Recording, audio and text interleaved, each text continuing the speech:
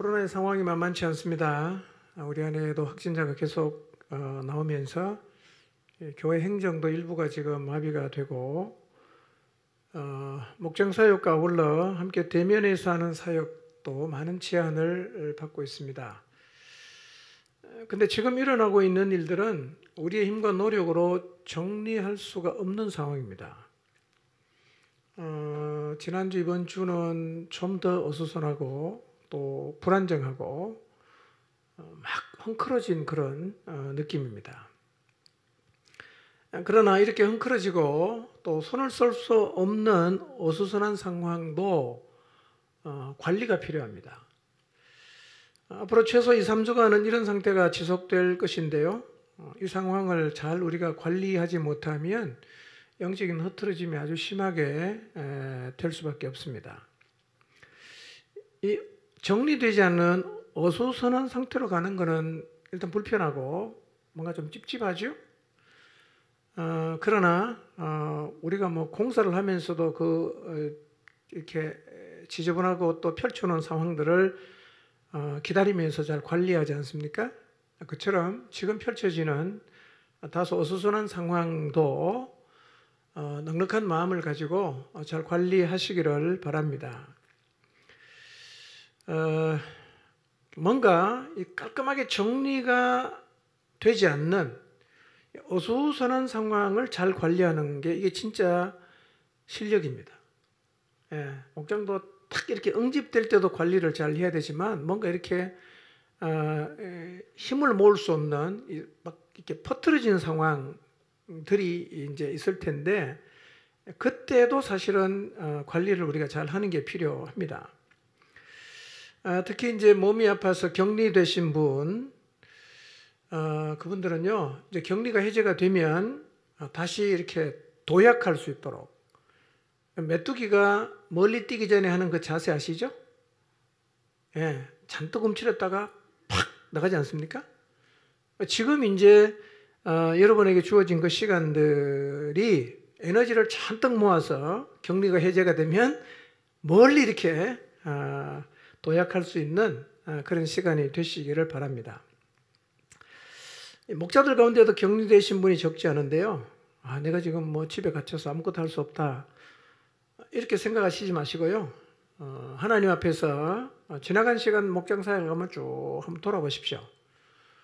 그리고 이제 향후에 이 사역을 어떻게 할 것인가도 한번 생각해 보십시오. 그리고 그 사역을 감당할 수 있는 힘과 또 지혜를 얻기 위해서 하나님 앞에 나가는 시간을 가지시기를 바랍니다. 여러분, 우리가 일상 속에서 지금 주님과의 관계를 맺고 살고 있다면 출근하고 퇴근하고 집에 돌아와서 또 교회 가서 기도하고 또 성경 읽고 큐티하고 이거를 여러분이 만약에 지금 하고 있다면 그 자체로서 이미 굉장한 영적인 힘을 갖고 있는 거예요. 왜냐하면 할 일이 얼마나 많아. 세상에서. 하고 싶은 게 또 얼마나 많아. 그런데 우리가 매일 하나님과의 관계를 맺고 있다는 자체는 그게 우리 삶의 우선순위가 되어 있다는 얘기거든요. 그것은 결국 우리가 굉장한 영적인 힘을 이미 갖고 있다는 얘기입니다. 그래서 이런 일상을 우리가 살고 있다면 사실은 눈에 보이진 않지만 굉장한 영적인 어떤 그 팽팽한 긴장감, 균형감이 사실은 있는 겁니다. 이렇게 살다가 몸이 아파서 갑자기 격리가 되잖아요. 시간이 너무 많아집니다. 몸도 좀 아파. 게을러지잖아요. 그러면서 어떤 현상이 생기느냐 하면 이 균형이 확 무너지는 겁니다. 그러면 우리의 삶이 이제 완전히 이제 다 헝클어지는 거죠. 지금 우리가 이런 시점을 지나고 있어요. 시간이 많은데 헝클어질 수 있어요. 근데 당분간은 아마 격리하는 사람이 더 생길 수가 있었어요.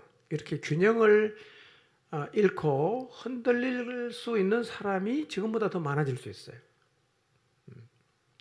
물론 어느 정도 시간이 지나면 다 제자리는 돌아올 거예요. 그런데 이 균형을, 이 긴장감을 다시 되찾는데 시간이 너무 많이 걸리면 그 사이 공동체는 굉장히 영적으로 타격을 입게 되는 겁니다. 그래서 아파서 격리를 하게 되더라도 긴장을 놓지 마시고 평소보다 하나님과 관계 맺는 일에 더 충실하시기를 바랍니다. 우리가 영적으로 깨어 있으면 사실은 격리하는 기간은 오히려 하나님께 더 집중할 수 있는 기회가 될 수가 있습니다. 흐트러지지 마시기 바랍니다. 영적 그 균형감, 긴장감 깨지 마시기를 바랍니다. 확진된 분들 중에는 몸이 좀 많이 불편하신 분도 계신 것 같아요. 여러분 좀 기억하시고요. 하나님께서 이분들을 좀 회복시켜 주시도록 기도해 주시기를 바랍니다. 그리고 오고 싶지만 격리돼서 오지 못하는 성도님들 힘내시기를 바랍니다. 자, 설교 제목 한번 읽어보겠습니다. 시작.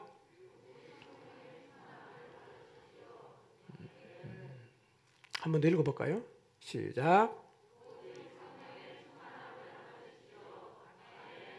예, 마스크 꼈다고 말 안 하는 사람 누군가 제가 지금 찾고 있습니다. 지난 시간에 우리는요, 이스라엘 입장에서는 도저히 극복하기 힘든 한계였던 사마리아를 극복하게 된 계기가 심한 박해로 인한 흩어짐이라는 악재로부터 시작이 되었고, 그 악재가 도리어 복음이 유대에서 사마리아로 가게 된 계기가 되었다는 사실을 상고했습니다. 우리 삶에도 악재가 생길 수 있는데, 여러분, 우리의 삶에 악재가 생기면 우리가 주로 어떤 반응 보입니까? 악재가 생기면 실직했다, 떨어졌다, 사기당했다, 말 안 듣고 그냥 가출했다, 등등 이런 악재가 생기면 우리가 일반적으로 보이는 반응이 뭡니까? 실망하고 낙심하고 원망하는 거예요.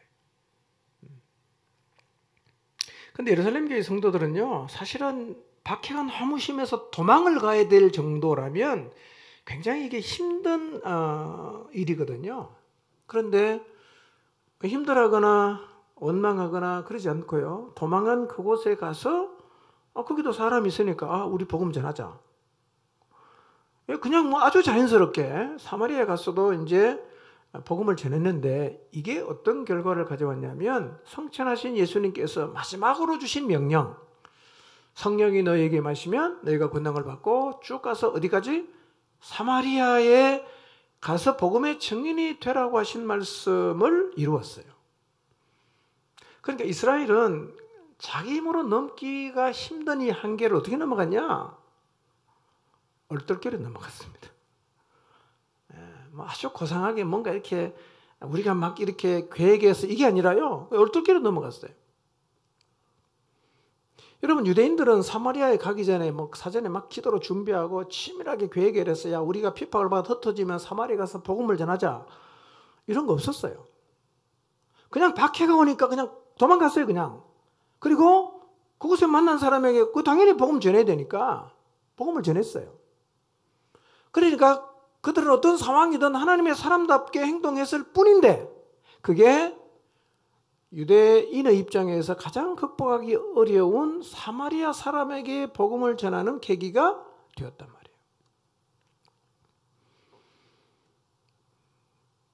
그러니까 이 놀라운 역사를 이루어가는 핵심이 뭐냐면,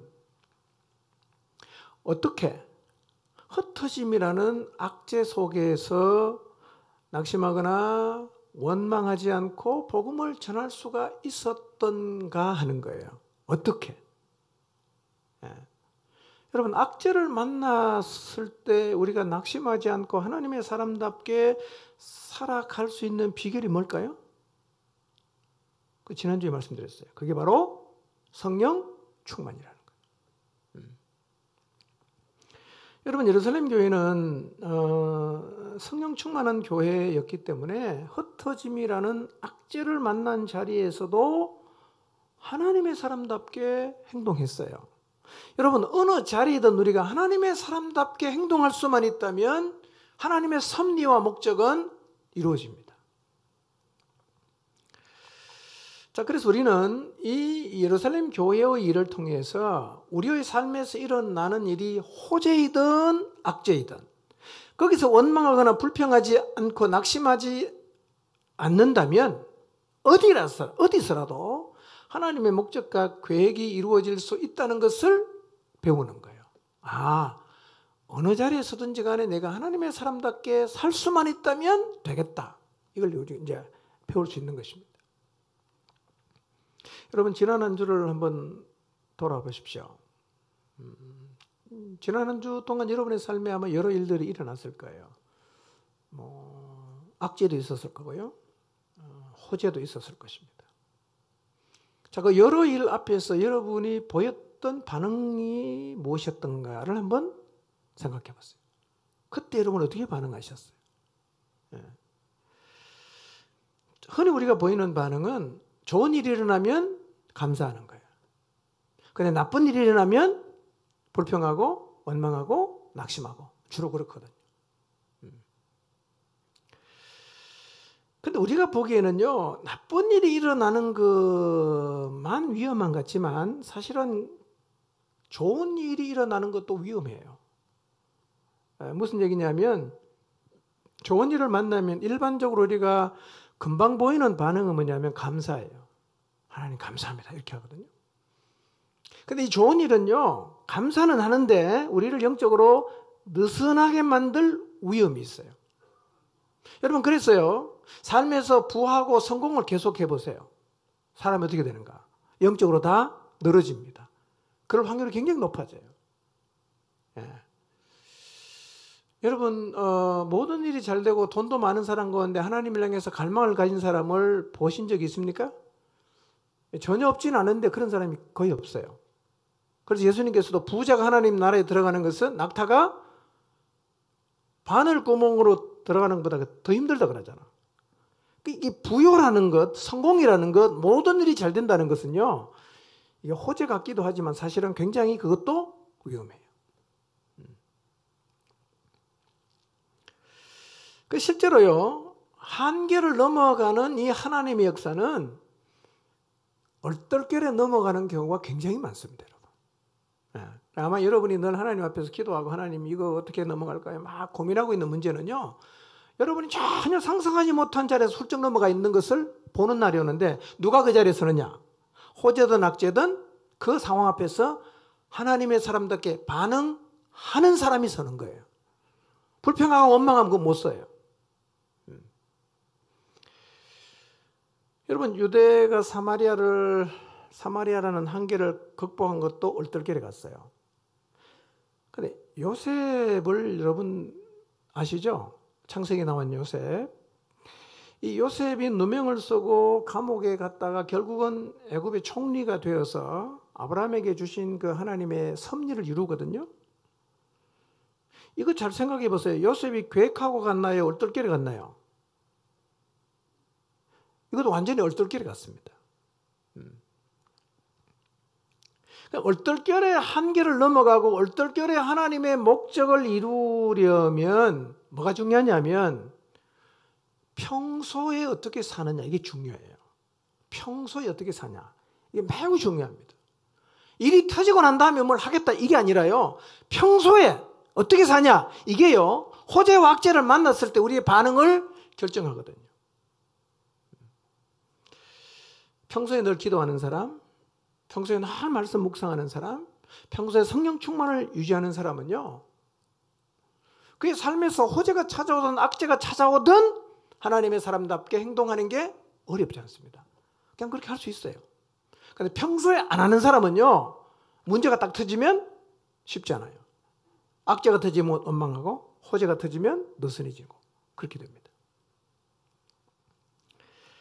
자, 얼떨결에 악재의 연속 되는 가운데도 하나님의 섭리를 이루어갔던 요셉 이야기를 한번 잠깐 좀 살펴보도록 하겠습니다. 창세기 41장 14절 말씀 보면요, 옥에 갇혀있던 요셉이 이 애굽의 왕이 꿈을 꿨는데 이게 애굽의 술사들이 꿈을 해석을 잘 못해요. 그래서 갑작스럽게 이제 불려 나오거든요. 한번 볼까요? 창세기 41장 14절 읽어보겠습니다. 시작.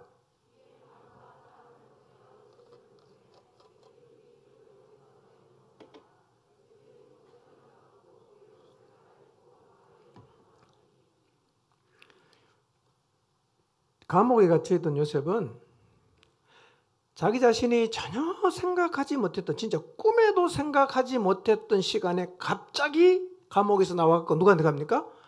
왕 앞에 섭니다. 예. 그리고 왕으로부터 이런 요청을 받아요. 내가 한 꿈을 꿨는데 이 꿈을 해석하는 사람이 없다. 근데 내가 들어보니까 너는 꿈을 들으면 능히 잘 푼다고 하니까 내 꿈 좀 해석해 줘. 그러니까 감옥에서 나오자마자 왕 앞에 서갖고 지금 뭘 해야 돼요? 왕의 꿈을 해석해야 되는 거예요. 해석 못하면 어떻게 될까요? 다시 감옥 가겠죠. 해석 못하면 감옥 가겠죠. 뭐 왕이 뭐 그렇게 공기를 베풀 이유가 하나도 없어요. 자, 16절을 보겠습니다. 읽어봅니다. 시작.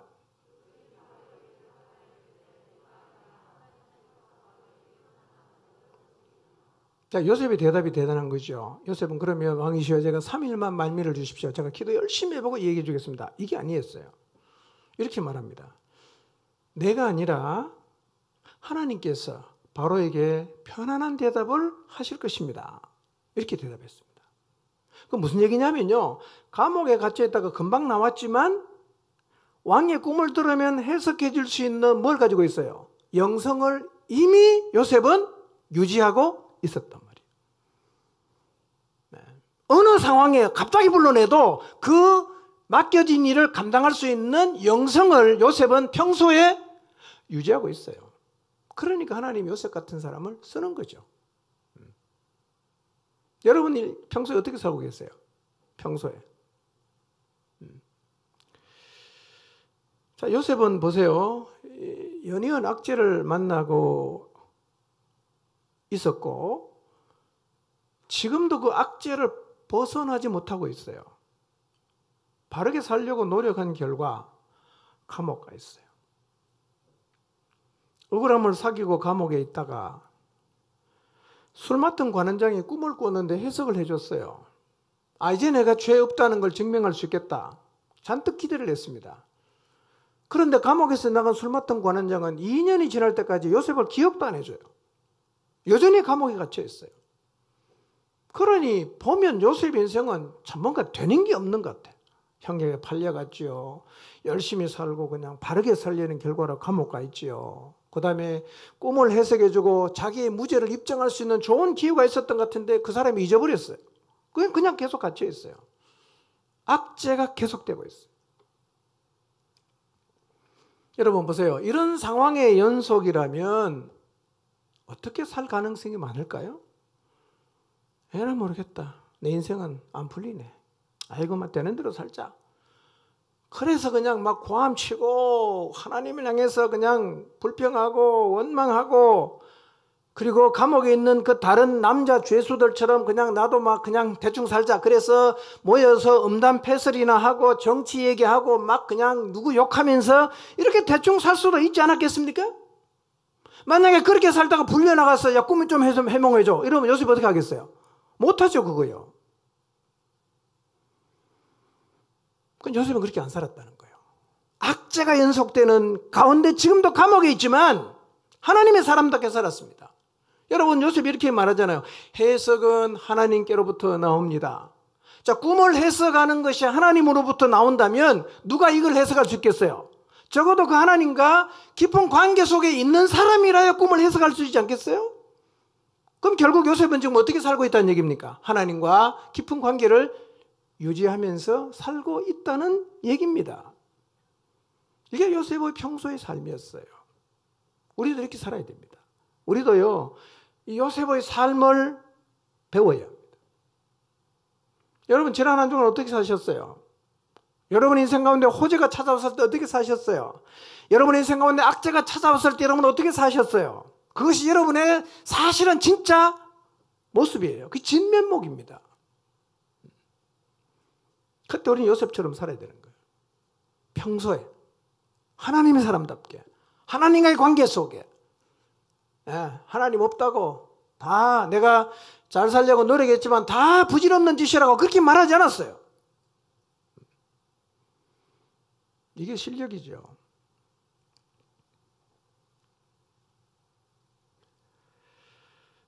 요셉의 삶과 예루살렘 교인의 삶을 성령 충만한 삶이라고 말할 수 있어요.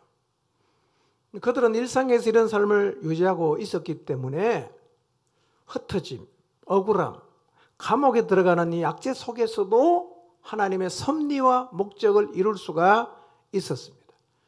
그래서 중요한 게 뭐냐면요, 평소에 늘 기도하는 거예요. 평소에 늘 성경 읽는 거예요. 평소에 늘 성령 충만한 삶을 사는 것입니다. 이렇게 살면요, 여러분의 인생 가운데 어떤 일을 만나도 괜찮아요. 여러분 하나님의 사람답게 여러분 반응할 수 있고 행동할 수 있습니다. 그러면서 자연스럽게 한계를 넘어가고 얼떨결에 하나님의 섭리를 이루는 자리에서는 기가 막힌 간증을 우리도 하게 되는 것입니다. 코로나라는 악재가 계속되고 있는 이 어수선한 상황에서 오늘 우리에게 필요한 것 역시 성령 충만한 삶입니다. 우리도 예루살렘 교인처럼 살아야 되고요, 우리도 요셉처럼 살아야 됩니다. 여러분 성령 충만이 희망이라는 사실을 잊지 마시기를 바랍니다. 여러분 모두가, 우리 모두가 성령 충만을 입는 자리에 서게 되시기를 바랍니다. 자, 그럼 성령 충만이 뭘까요? 여러분 성령 충만한 상태가 구체적으로 어떤 상태를 말하는 걸까요? 성령 충만하다. 뭘 보고 우리가 성령 충만하다고 할 수가 있을까요? 걸걸하고 쉰 목소리가 나는 게 성령 충만일까요? 믿습니까? 이게 성령 충만이에요? 기도를 많이 하고 성경을 많이 읽으면 그 자체가 성령 충만일까요? 자, 우리는 뭐 성령 충만이 뭘 의미하는지 어느 정도는 다 알고 있어요. 뭐 속으로 다 생각하고 머릿속에 이게 성령 충만이야. 뭐 그런 정도 여러분이 이해하고 계실 거예요. 그러나 조금 다른 측면에서 좀 바라봤으면 합니다. 성령 충만이 뭔가, 성령 충만을 어떻게 확인할 수 있는가, 그걸 오늘 조금은 다른 각도에서 찾아보도록 하겠습니다. 자, 우리가 충만함을 입기 원하는 분이 누구죠? 성령님이죠. 성령님으로 충만함을 입기를 원하는 거죠. 그렇죠? 그렇죠? 근데 자, 우선 성령님이 어떤 분인가를 알아볼 필요가 있습니다. 성령은 우선요, 인격이 있는 분이에요. 인격. 성령은 잠깐 나타나서 뭔가를 확 이렇게 드러내고 그 다음에 사라지는 어떤 능력 같은 게 아니고요. 성령은 인격을 갖고 있습니다. 인격을 갖고 있다는 말은 지정의가 있다는 말이에요. 지식이 있고 감정이 있고 의지가 있어요. 그래서 성령은요, 성령님하고는 대화가 가능해요. 인격이 있기 때문에. 여러분 그 나무랑 대화할 수 없죠. 근데 사람하고는 대화가 되죠. 왜 그렇습니까? 인격이 있으니까요. 대화가 돼요, 성령님하고요. 그 다음에 성령님은 우리를 진리 가운데로 이끌 수가 있어요. 그건 지적인 존재입니다. 그 다음에 그분은요, 뭔가를 결정할 수가 있습니다. 의지가 있어요. 해야 된다, 안 해야 된다, 결정할 수가 있어요. 그리고 동시에 성령님은 우리를 보면서 기뻐하시기도 하지만 동시에 걱정도 하십니다. 저러면 안 되는데 걱정도 하세요. 왜냐하면 인격을 갖고 계시기 때문에. 그리고 이 성령님은 천사가 아니고 하나님이세요. 삼위 하나님이라고 합니다. 성부 하나님, 성자 하나님, 성령 하나님이세요. 근데 이 놀라운 분이 지금 어디 계십니까? 이 세상에 오셨고 우리 안에 계세요. 모든 믿는 자 안에 그분이 지금도 계세요. 여러분이 예수님을 믿는다면 여러분 안에도 성령님이 계세요. 자, 우리 안에 살아계시는 그분을 한번 생각해 보세요. 생각해 보세요. 성령님. 그럼 내 안에 계시거든요. 우리가 소망하는 바가 뭐냐? 이분이 내 안에 충만하셔서 이분이 내 삶을 지배하는 것을 우리가 희망하고 있는 거예요. 이분이 나를 지배해 주는 거. 우리가 희망하고 있어요. 아마 우리가 그분을 늘 인식하고 그분과 깊이 교제하고 그분에게 매이고 그분에게 온전히 순종하면 그분의 지배를 받는 자리에 설 수가 있을 거예요. 그러니까 삼위 하나님이신 성령님, 인격을 가지신 그분이 내 안에 살아 계신다면 그분이 나를 이끌어가는 자리에 서는 게 별로 어렵게 보이지 않지 않습니까? 그분이 내 안에 계신다면 그분이 내 삶을 지배하는 거 별로 어렵지 않다. 이렇게 생각할 수 있어요. 그런데 왜 그렇게 어렵지 않게 보이는 성령의 충만을, 이 성령의 지배를 우리는 그렇게 잘 입지 못할까요? 그분의 지배를 받는 일을 우리가 사실은 그 자리에 잘 못 선단 말이에요. 왜 그럴까요? 여러분, 우리도 원하고 있어요. 그리고 그분은 하나님이세요. 원래 우리를 진리 가운데로 인도하려는 목적을 가지고 나를 도와주려고 오신 분이에요. 그러면 그분이 내 삶을 하시도록 나를 그분에게 내어드리는 게 별로 어렵지 않게 보이지 않습니까? 근데 실제로 이 성령의 충만을 입고 사는 사람이 별로 없단 말이에요. 왜 안 되냐 하는 거죠. 이게. 왜 안 될까요? 한번 생각해 보세요. 왜 안 되죠? 이유가 있어요. 그건요, 성령님 말고 우리 안에서 우리의 삶을 지배하려고 하는 또 다른 존재가 있어서 그래요. 성령님도 나를 지배하려고 하지만 내 안에 나를 지배하려는 또 다른 존재가 있어요. 누굽니까? 나 자신이에요. 나, 자아입니다. 내가 문제예요. 내가. 여러분, 성령의 충만을 입는 것을 가장 방해하는 게 누구냐? 나 자신이에요. 옛자.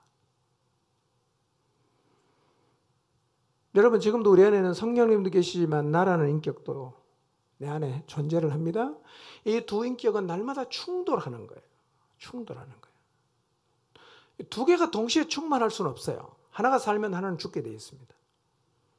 그러면 성령의 충만을 잘 못 입는다는 얘기는 우리가 평소에 무슨 충만을 갖고 산다는 겁니까?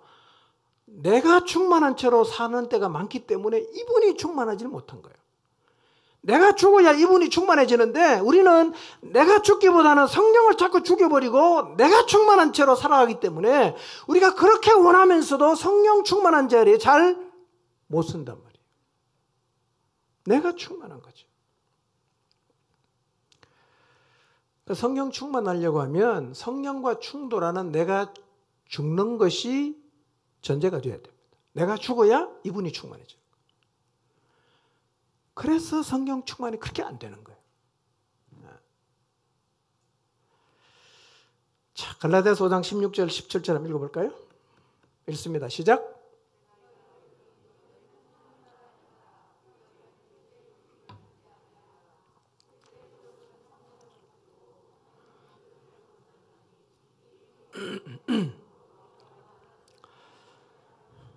자, 우리 안에 두 개의 소욕이 있죠? 하나는 뭐죠? 성령의 소욕, 하나는 육체의 소욕, 갈망 있어요. 근데 둘은 어떻다고요? 서로 거슬러요. 이게 막 협력할 수가 없는 관계입니다. 그러니까 둘 중 하나는 죽어야 돼. 죽어야 돼. 어느 게 죽어야 됩니까? 육체의 욕심이, 육체의 갈망이 죽어야 성령의 갈망이 나를 지배한단 말이에요. 이 상태가 성령 충만이야. 근데 이게 그렇게 안 된단 말이에요. 왜 안 될까요? 얘가 안 죽는 거예요. 내가 안 죽어, 내가. 내가 안 죽으니까 이분이 내 안에서 내 삶을 지배하는 자리에 서질 못하는 거예요. 자, 예수님도 그렇게 말씀하셨어요. 누가복음 9장 23절 한번 보겠습니다. 시작.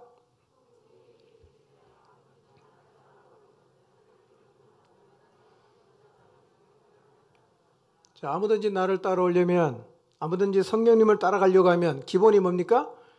자기 부인이라 이거예요. 자기 십자가를 지라는 거예요. 그래야 나를 따를 수 있다. 그러니까 성령 충만한 자리에 나가려고 하면 반드시 어느 자리를 지나가야 됩니까? 자기를 부인하는 자리를 지나가야 성령 충만한 자리에 선단 말이에요. 성령 충만은 기본적으로 뭐를 지나가야 됩니까? 자아의 죽음이라는 자리를 지나가야 성령 충만한 자리에 서는 일이 가능해집니다. 여러분, 우리가 종교적인 행위, 예를 들면 기도나 성경을 아무리 많이 읽어도 육체의 소욕이 안 죽으면 이 사람은 성령 충만한 게 아니에요. 왜냐하면 여러분, 자아가 죽지 않는 사람은 성령님에게 순종할 수가 없어요. 자아가 죽지 않는 사람은 성령님을 따라갈 수가 없습니다. 그래서 성령 충만을 입는데 가장 큰 걸림돌은 바로 자기 자신이에요.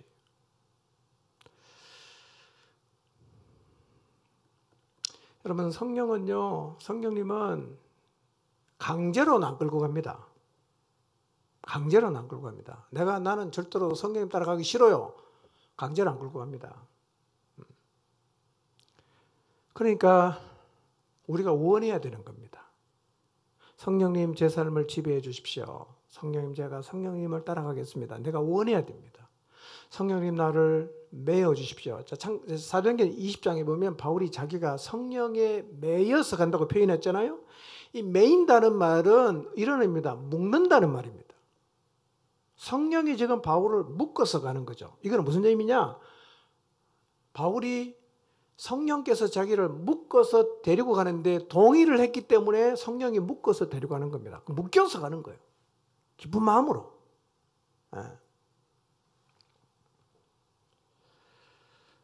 문제가 뭐냐? 내 안에 내가 너무 많은 거예요. 이게 문제입니다. 내 안에 내 생각이 너무 많아. 내 안에 계산이 너무 많아. 내 안에 내가 원하는 게 너무 많아. 내 안에 욕심이 너무 많아. 내 안에 꿈이 너무 많아. 내 안에 계획이 너무 많아. 내 안에 내가 선택하고 싶은 게 너무 많아요. 내 안에 내 결정이 너무 많습니다. 내 안에 욕망이 너무 많아요. 내 안에 고집이 너무 많아요. 내 안에 인생 경험이 너무 많습니다. 온통 내 안에 내가 가득한 거예요. 내 말이 옳다라는 내 의. 여러분, 자기 의가 강한 사람은요, 하나님 말씀에도 안 따라오는 거 여러분 경험하지 않습니까? 자기께 맞다는 거죠. 하나님이 어떻게 말씀하셔도 난 그거 안 받아들입니다. 난 이게 맞다고 생각해.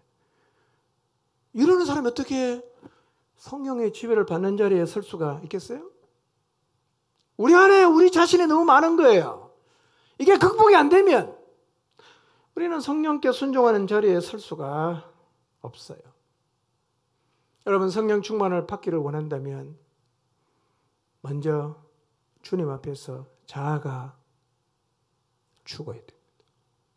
죽어야 돼요. 여러분, 제가 가끔 기도하면서 제 안에 있는 저를 보거든요. 제 안에 욕심이 있어요. 내 계획이 있어요. 내가 가진 생각이 있어요. 이게 자꾸 꿈틀거리죠. 이거 내려놓아야 된다 생각을 하지만요, 여러분, 내 안에 있는 내 자아, 내 생각, 내가 가지고 있는 탐욕, 세상을 사랑하는 마음, 이거 내려놓는 게요, 간단하지 않습니다. 쉽지 않아요. 내가 노력한다고 되는 건 절대로 아니거든요. 근데 분명한 사실은 이거를 내려놓을 수 없다면 우리는 성령 충만을 입는 자리에 못 가요. 이는 반드시 우회할 수가 없고 직진해서 해결하고 가야 된단 말이에요. 내 안에 있는 나 극복해야 됩니다. 여러분, 시인과 촌장이라는 그 하덕규 씨 혹시 아십니까? 하덕규 씨. 오래전에 저희 교회도 한번 왔었어요. 예. 지금 보니까 좀 머리도 좀 벗어지고 나이가 많이 들었대요. 이분이 부른 노래 중에 가시나무라는 노래가 있어요. 가시나무. 다른 사람이 다 이렇게 부르기도 했는데 이 사람이 작사 작곡한 사람이에요.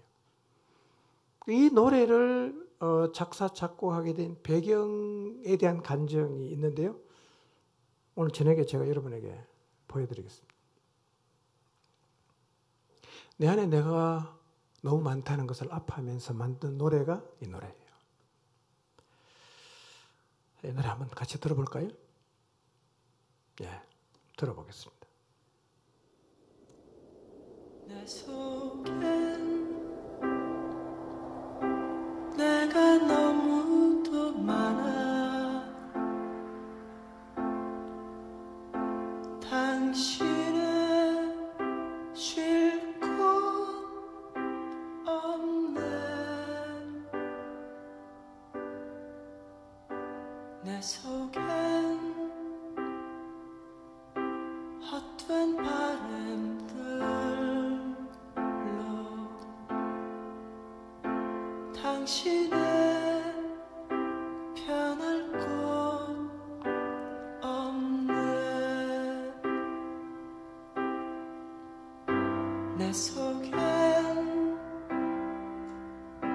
내가 어쩔 수 없는 어둠,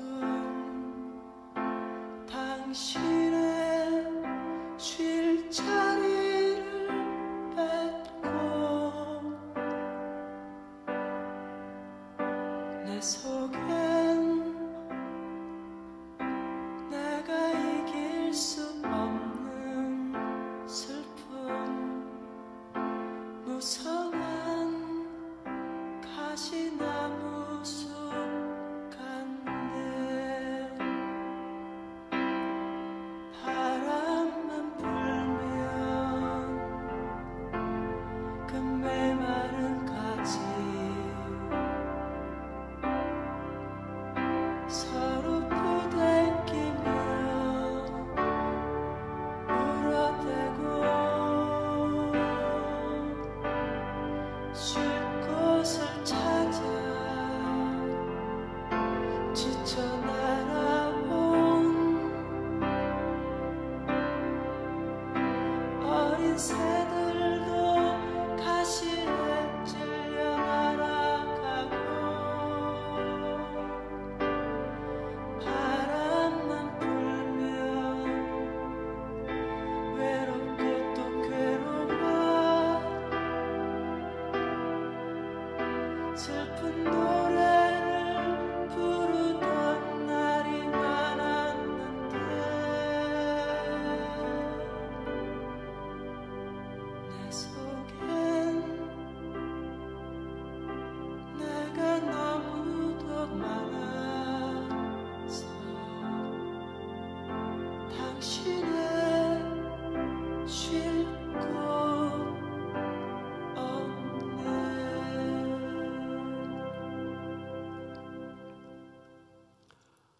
여기서 말하는 내는 자기 자신이고요. 여기서 말하는 당신은 하나님, 예수님이에요.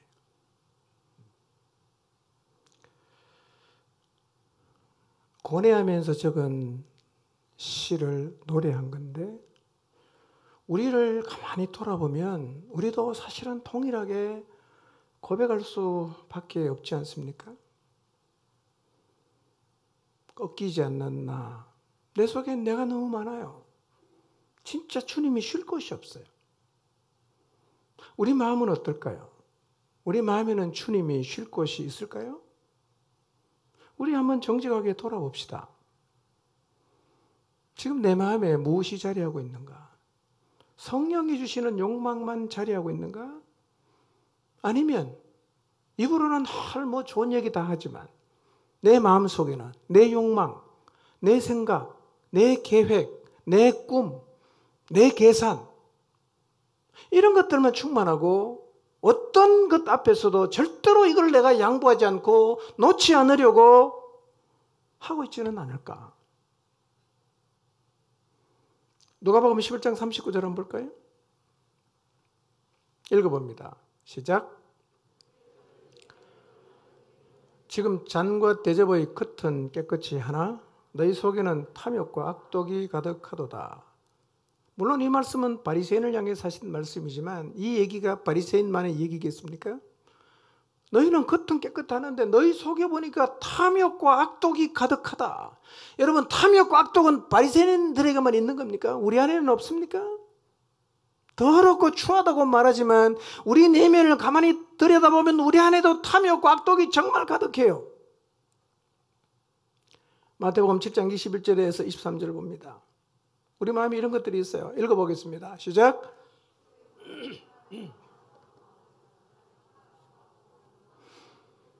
살인과 간음과 탐욕과 악독과 속임과 음탕과 질투와 비방과 교만과 우매함이니 이 모든 악한 것이 다 속에서 나와서 사람을 더럽게 하느니라.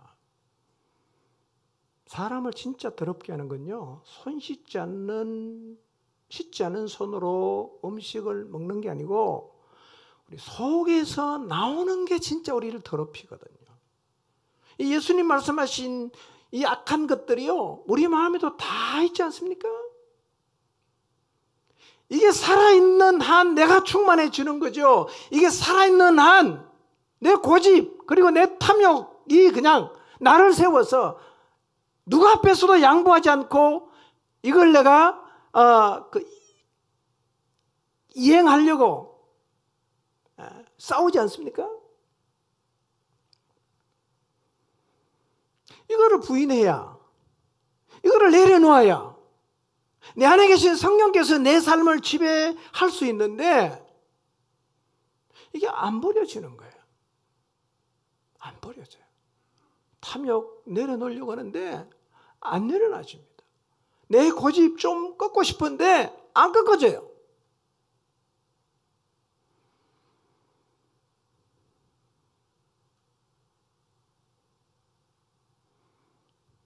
나는 지금 성령의 소욕은 거의 느낄 수 없을 정도로 너무너무 약한데, 반대로 내 안에 있는 육체의 소욕은 거부할 수 없을 정도로 매우 강하지 않는가?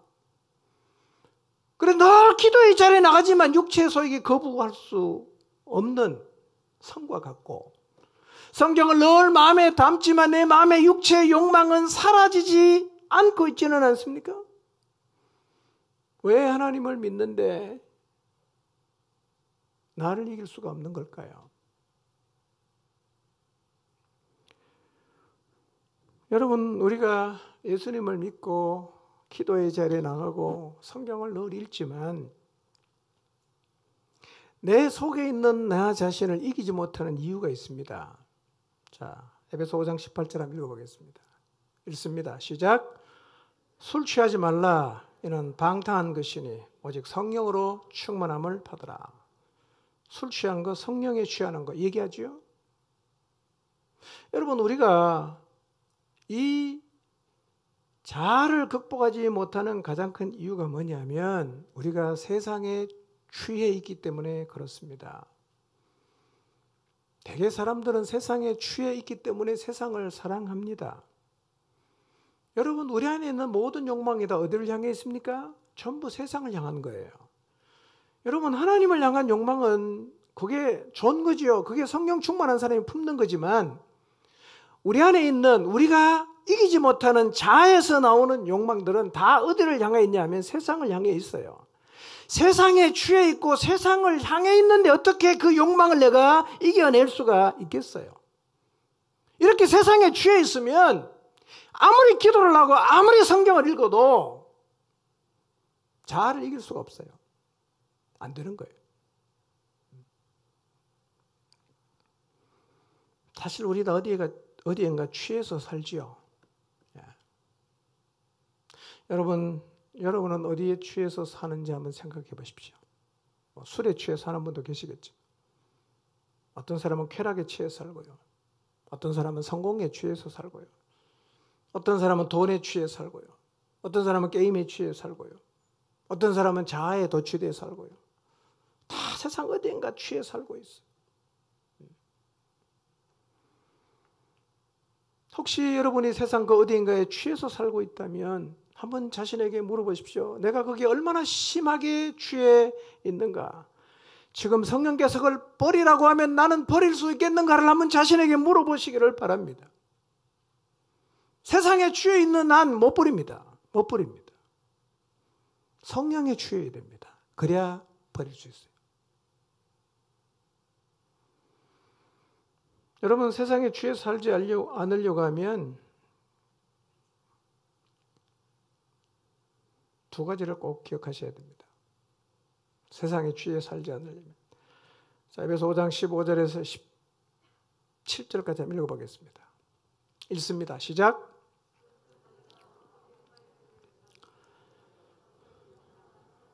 오직 지혜 있는 자가 취하여 세월을 아끼라. 때가 악하니라. 그러므로 어리석은 자가 되지 말고 오직 주의 뜻이 무엇인가 이해하라. 첫 번째요. 여러분, 세상에 취해 살지 않으려고 하면 어떻게 행할지를 주의해서 미련한 자처럼 살지 말고 지혜 있는 자로 사셔야 합니다. 인생이 가져야 되는 지혜의 가장 기본이 뭐냐 하면 여호와를 경외하는 거예요. 근본적으로 하나님을 두려워하는 마음이 있어야 됩니다. 근본적으로. 이게 지혜입니다. 여러분, 하나님을 두려워하십시오. 그게 지혜예요. 그리고 또 우리가 이 땅에 살면서 가져야 될 지혜가 있죠. 전도서에서 말씀합니다. 지혜가 뭐냐? 여러분, 이 세상에서 우리에게 참된 지혜를 가르쳐 주는 곳이 한 군데 있습니다. 거기 어디냐면 초상집이에요. 초상집. 우리는 초상집에 가면 인생의 지혜를 배웁니다. 왜냐하면 초상집에 가면 언젠가 나도 저 자리에 선다는 것을 다시 생각할 수 있기 때문입니다. 여러분, 사람이 죽는 것은 우리가 너무 많이 봐왔기 때문에 다 동의합니다. 근데 희한하게도요, 살아있는 사람들은 자기가 죽는다는 생각을 거의 안 하고 삽니다. 안 죽을 것처럼 살아요. 그렇기 때문에 초상집에 가서 아, 나도 죽는구나 라는 것을 보는 것이 사실은 지혜를 얻는 것입니다. 여러분, 장례식장 가게 되면 인생의 지혜를 거기서 배우시기를 바랍니다. 죽고 나면 뭐가 남을까요? 죽고 나면. 가끔씩 그 생각하거든요. 죽고 나면 뭐가 남을까? 통장 가져갑니까? 죽고 나면? 죽고 나서 도대체 죽음의 저편에 갈 때 내가 뭘 가지고 갈 수 있을까? 죽음의 강을 건너갈 때 진짜 의미가 있는 게 뭘까를 생각하면서 살아야 돼요. 죽는다고 생각해 보니까요, 내가 지금 중요하다고 가치 있다고 생각했던 건 사실은 거의 다 가치 없어요. 하나도 안 중요한 것들입니다. 안 죽는다고 생각하기 때문에 우리가 여기 집착하는 거죠. 세상에 도취되지 않으려고 하면 여러분 지혜롭게 사셔야 됩니다. 두 번째는요, 세월 아끼며 살아야 돼요. 인생은 무한하지 않습니다. 우리 모두에게 인생이 끝날은 정해져 있습니다. 어떤 의미에서 우리 모두는 다 시한부 인생이죠. 다만 죽는 날이 언제인지 모를 뿐이지요. 시한부 인생이죠. 인생이 뭐냐? 시간 펼쳐놓은 겁니다. 여기서 출발해서 저까지 가면 다 죽어요. 그러니까 무엇의 시간을 사용하든지 펼쳐진 시간 다 지나가면 우리는 죽는 겁니다. 마찬가지예요. 그러니까 딱 정해져 있기 때문에요, 시간을 규모 있게 잘 써야 돼요. 여러분, 보람 있는 일을 한다고 시간이 더 늘어나지 않습니다. 방탕하고 세월을 낭비한다고 이 시간이 줄지도 않습니다. 어쨌든 우리에게 주어진 시간이 다 있어요. 아껴 써야 됩니다. 근데 문제가 뭐냐면 세월이 약하기 때문에 우리의 시간을 자꾸 쓸데없는 일과 죄 짓는 일에 사용하라고 하는 유혹이 너무 많아요. 유혹이 너무 많아요. 여러분, 어차피 우리는요, 하고 싶은 거 다 못합니다. 시간이 없어요. 그래서 선택하는 거죠. 하나님 믿는 사람은 하나님 믿지 않는 사람이 선택해서 붙잡은 게 다 달라요. 여러분, 하나님이 없는 사람이 하는 거 다 따라하려고 하지 마시기를 바랍니다. 세월을 아껴서 영원한 것을 잡는 데 시간을 투자하셔야 됩니다. 여러분, 노아를 보십시오. 그 시대 사람 아무도 노아처럼 안 살았습니다. 노아는 혼자 방주를 지었어요. 다른 사람은 다 시집가고 장가가고 그렇게 인생을 살았지만 노아는 혼자서 하나님 말씀대로 방주를 지으면서 살았습니다. 그리스도의 삶이 그런 거죠. 불신자들이 안 하는, 불신자들이 비웃더라도 우리는 하나님이 우리에게 하라고 하신 그 일에 우리의 시간을 사용하면서 살아야 합니다. 세상에 또 쥐되지 않으려고 하면 여러분 세월을 아끼셔야 돼요. 특히 지금 격리하시는 분들 세월을 아끼시기 바랍니다. 아프니까 집에 있으니까 별로 할 일 없다고 하루 종일 폰 들고 미디어만 하지 마시고 폰 좀 덮어놓고 오히려 성령 충만함을 입는 일에 여러분에게 주어진 시간을 사용하시기를 바랍니다. 저희 마지막 결론입니다. 성령 충만을 어떻게 입을 수 있냐? 성령 충만을 입는 방법에 대해서 말씀을 드리겠습니다. 자, 먼저 우리 안에는 두 존재가 있다 그랬죠? 하나는 뭐죠? 성령님. 그다음 하나는 나. 두 존재가 있어요. 이 두 존재가 있다는 걸 기억해야 됩니다. 우선 여러분 간단하게 성령 충만한 자리에 이르는 길은 없습니다. 누구라도 성령 충만한 자리에 가려고 하면 뭘 통과해야 됩니까? 자기를 부인하고 자아가 죽는 과정을 반드시 통과해야 됩니다. 그런데 우리 모두가 성령 충만함을 입는 자리로 나가는 길은 똑같습니다. 그게 뭐냐? 기도와 말씀의 자리에 머무는 것입니다.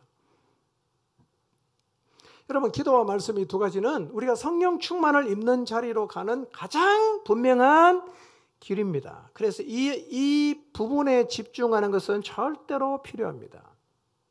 그렇다고 해서 기도를 하루에 3시간 했다. 그럼 반드시 성령 충만함 있고 하루에 성경을 한 50장 읽었다. 그럼 반드시 성령 충만 되는 건 아니에요. 자, 여러분 기도와 하나님 말씀을 깊이 묵상하고 마음에 담는 일을 지속할 때 우리가 성령 충만을 입는 것은 사실이지만 이 두 가지를 충실했다고 해도 늘 확인해야 되는 게 하나가 있어요. 그게 뭘까요? 내가 죽었는가? 를 확인해야 돼요. 내 자아가 죽었는가? 나는 나를 부인할 수 있는가? 내 꿈 하나님이 내려놓으라고 하면 내려놓을 수 있는가? 내 고집 내리라고 하면 내려놓을 수 있는가? 이렇게 계속 물어봐야 되는 거예요. 난 탐욕을 내려놓을 수 있는가? 내 생각을 내려놓을 수 있는가? 내 계산을 포기할 수 있는가? 할 수 있어야 성령 충만의 자리로 갈 수 있어요. 근데 기도를 열심히 했는데 나 이건 절대로 포기 못해. 이 사람은 아직까지 자아가 안 죽은 거예요. 그럼 뭐가 안 되겠어요? 성령의 지배는 절대로 일어나지 않습니다. 여러분 성령 충만함을 입었던 사람들의 삶을 보십시오. 어떻게 살았는가? 그들은 정말 완전히 자기를 부인했어요. 하나님이 말씀하시면 그냥 가는 거예요. 말도 안 되는데 그냥 갑니다. 왜요? 자아를 내려놨기 때문에 성령이 끄는 대로 그냥 가는 것입니다. 그래서 성령 충만은 반드시 어디를 지나가야 됩니까? 자기를 부인하고 자아를 죽음의 자리에 내모는 과정을 지나가야만 성령의 지배를 입는 자리로 나가게 됩니다. 그래서 이제 기도실에 갔다가 나올 때요, 자신에게 물어보십시오. 내 자아가 죽었는가? 성경을 읽고 하나님 말씀을 마음에 담은 후에 또 자신에게 물어봐야 됩니다. 내가 지금 이 시간 주님이 이렇게 말씀하시면 나를 내려놓고 그 주님 말씀에 순종할 수 있는가? 날마다 직면하는 게 필요합니다. 성령 충만하다는 말은 다른 말로 하면 내 육체의 욕망을, 갈망을 이길 수 있는 성령이 주시는 갈망이 내 안에 커졌다는 얘기입니다. 그게 더 커졌어. 그게 뭡니까? 그게 성령 충만입니다. 그러니까 우리가 성령 충만을 사모해서 기도의 자리에, 말씀의 자리로 나갈 때마다 확인해야 되는 게 육체의 욕망을 이길 수 있는 힘이 내 안에 생겼는가를 확인하는 거예요. 그걸 확인해 봐야 돼요. 이 힘이 있다면 그게 성령 충만이에요. 육체의 욕망을 이길 수 있는 성령이 주시는 엄청난 갈망이 내 안에 생겼다. 이게 성령 충만이죠. 자, 그렇게 하기 위해서는 제일 먼저 어디에 직면해야 됩니까? 내 안에 있는 나에게 직면을 해야 합니다. 여러분 안에 있는 탐심에 직면하십시오. 여러분 안에 있는 욕망에 직면하십시오. 여러분 안에 있는 악함에 직면하십시오. 여러분 안에 있는 교만과 자만과 고집과 자기 생각과 여기에 직면하셔야 됩니다. 그리고 세상을 사랑해서 세상을 놓지 못하는 내 모습에 직면을 해야 됩니다. 기도의 자리에 나가서 하나님 말씀을 마음에 담으면서 말씀의 힘으로 성령의 은혜로 이것을 극복해야 됩니다. 그런 길을 통해서 우리는 성령 충만한 자리에 나가게 되는 것입니다. 이번 한 주 다시 기도의 자리에, 다시 말씀의 자리에서 나를 부인하고 자아가 내려놓아지는 은혜를 입고 성령이 주시는 갈망을 내 마음에 가득 채워서 성령 하나님 그분이 나를 온전하게 지배하고 그분의 갈망이 나를 사로잡는 성령 충만의 자리에 모두가 서게 되시기를 주님의 이름으로 축원합니다. 기도하겠습니다.